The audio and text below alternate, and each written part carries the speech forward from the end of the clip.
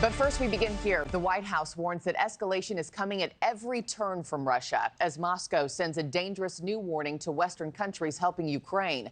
A Russian spokesperson now threatens that a U.S. anti-missile base in Poland is a, quote, priority target. This after Russia fires a missile capable of holding a nuclear warhead into Ukraine for the first time in this war.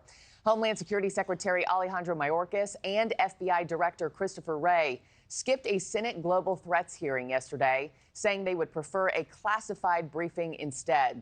NewsNation's Tom Dempsey has the latest from Washington this morning. Tom, Russia is turning up the heat here. So what more do we know about their escalating threats? Hey, good morning, Markie. This actually marked the first time ever in war Russian forces used this experimental and intermediate-range missile to target a city in Ukraine. And footage actually captured the moments of this missile raining down on this city in Ukraine. It targeted a Ukrainian military facility in the city of Dnipro. This is a missile capable of carrying a nuclear warhead. The Russian President Vladimir Putin saying it can travel at 10 times the speed of sound and can be fitted with multiple warheads, including nuclear ones that can hit multiple targets. Russia saying it warned the United States 30 minutes before launching this missile. But Putin saying this new missile could be used to attack any Ukrainian ally whose missiles are used to attack Russia.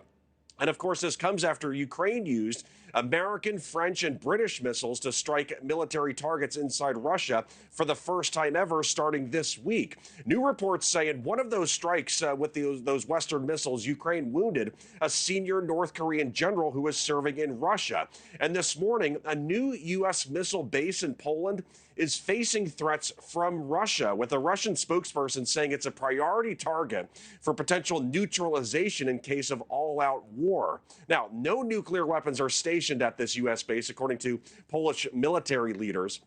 Its purpose is supposed to be defensive and is focused on taking out short to intermediate range missiles, just like the one Russia just tested. It's not clear how many troops are based there, but there are about 10,000 U.S. soldiers stationed in Poland. You get a sense of this war escalating even more this morning, Markie. Russian President Vladimir Putin blaming the United States for escalating the war, but President Biden repeating statements he's made over the past few months and years, for that matter, with this conflict, saying that if Russia were to pull their troops out of Ukraine, that would mean the end of the war. Markie? Yeah, and then on the same day that Russia launches this missile, you have Mayorkas and Wray who are no-shows. So what more do we know about the controversy from the House Homeland Security hearing, Tom?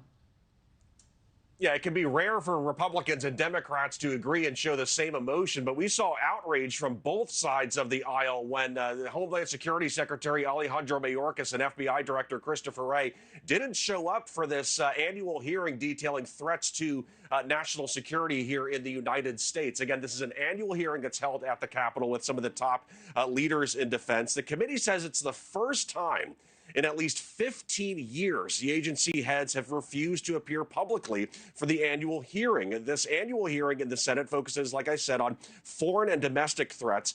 Both the FBI and Department of Homeland Security released similar statements, with the FBI writing, quote, FBI leaders believe the committee would benefit most from further discussions and additional information that can only be provided in a classified setting. That was their take on all this, saying that this should be a classified meeting. But again, Democrats, like the chairman of the Senate Homeland Security Committee, saying that Americans deserve transparency and knowing more information about these threats, while Republican Senator Rick Scott of Florida called the two defense leaders cowards for not showing up, Markie. Yeah, I'll be asking former Governor Mike Huckabee about the no-show later. A lot of questions coming his way on yesterday's hearing, too. Tom Dempsey from D.C., thank you so much. Thanks for watching, everybody. Go to joinnn.com to find NewsNation on your television provider.